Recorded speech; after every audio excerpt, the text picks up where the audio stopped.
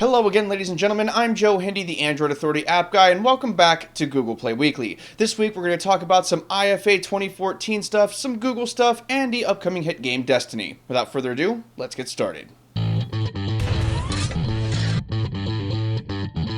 First up this week, Samsung has announced the Gear S smartwatch, and it comes with Flexi. You know, I gotta hand it to Flexi. I've seen that keyboard everywhere over the last year or so, and they are now mentioned right alongside names like Swipe and SwiftKey. The latest news for Flexi is that it will be available on the Samsung Gear S smartwatch, which was announced at IFA just a couple of days ago. Good for you, Flexi. Hey, in our next bit of news, I get to talk about Bungie's upcoming hit game Destiny. Sweet. Okay, so here's the news that's been making its way around. There's a thing called Destiny Planet View. It was created as a collaboration between Bungie and Google Maps, and it works a lot like Google Street View, except inside of the world of Destiny. This is really cool because few games have had this kind of creativity when it comes to game worlds, and aside from Ingress, one of the few to be powered by Google Maps. To see it, go to www.destinyplanetview.com.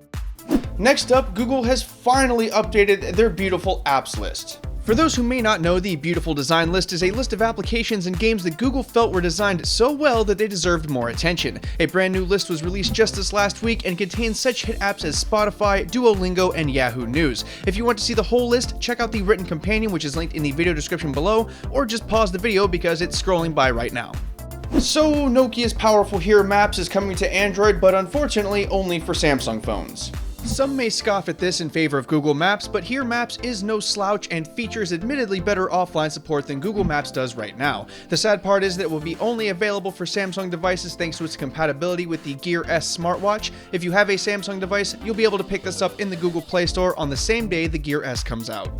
In our last bit of news this week, the developers of Temple Run have announced that Temple Run will be coming to the Galaxy VR. It's something you may actually get to do. Temple Run has announced that they'll be bringing their hit game to the Galaxy VR with some built-in features specifically for the Galaxy VR. One thing specifically is that you'll be able to look backward and see the monster chasing you, which is admittedly a pretty fun premise. It'll also be a first-person thing instead of a third-person thing, which it is now, which looks like it could be interesting too.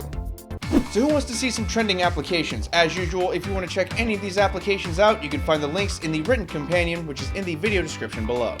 Yes, Google News and Weather makes its second consecutive appearance on the Google Play Weekly show. This week, another huge update was released that included tablet support, Google sign-in support, and a whole lot more. They've also acknowledged some bugs that they plan on fixing with future updates, namely with Xperia devices. Some people hate this application because Google now does a lot of this, but I don't hate things except swing copters, so I still think you should give it a shot.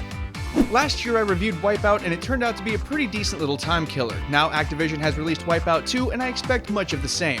Some people have complained a little bit about the gameplay and various other elements, but it is new so I'm sure tweaks will be made eventually. It's free to play with in-app purchases and that's a pretty good price for bouncing around on some giant red balls.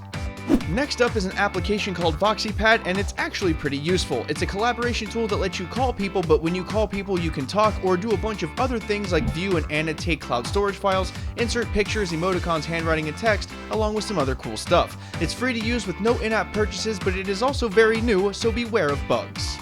Google Chrome browser has an update that's rolling out that brings to the iconic browser exactly one heavy dose of material design. Along with that, you'll get simplified sign-ins, a revamped incognito mode experience, and the boilerplate bug fixes and performance improvements. It's rolling out in the Google Play Store right now, so if you don't have it yet, just be patient because it's coming soon.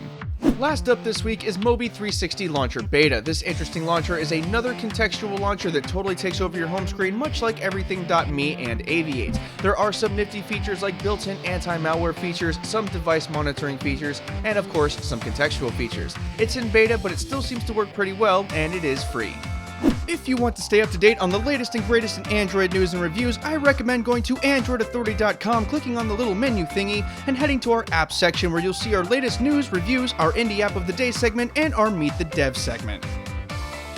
Once again, I'm Joe Hindy, the Android Authority app guy. Don't forget to subscribe to our YouTube channel, and if you want to follow Android Authority, myself, or the rest of the video team, you can find our social media links in the video description below. If you're hanging out for a minute, we have a couple of awesome videos for you to watch right over there and in the video description below for you folks on mobile. Finally, don't forget to check out the written companion, which is in the video description below for all of the download links. As always, thanks for watching everybody, and have a wonderful day.